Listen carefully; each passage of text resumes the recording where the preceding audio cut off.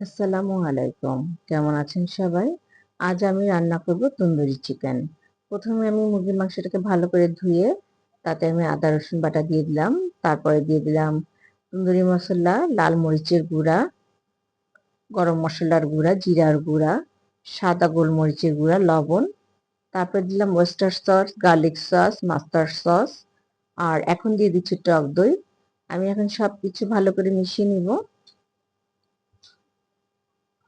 আমার মেশানোটা হয়ে গেছে। আমি একটু তেল দিয়ে দিচ্ছি।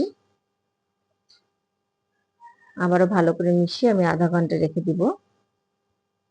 তারপর একটা ফ্রাই প্যানে তেল নিয়ে নিলাম আর এখন আমি মাংসটা ভেজে নিব।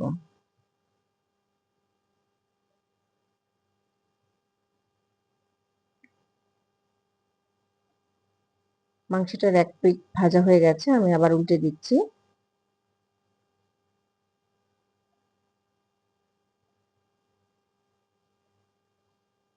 উল্টানো হয়ে গেছে, আমি এখন ঢাকনা দিয়ে ঢেকে দিব।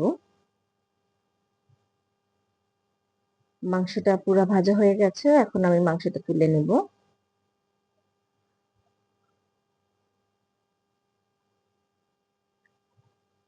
আর এই তেলটাতে আমি দিয়ে দিচ্ছি মাংস মেরিনেট করা যে মশলাটা, সেটা গ্রেভির জন্য। এটাকে আমি ভালো করে এখন কষিয়ে নিব। মশলাটা রেডি হয়ে গেছে, আমি ভেজে রাখা মুরগির মাংসগুলো দিয়ে দিলাম।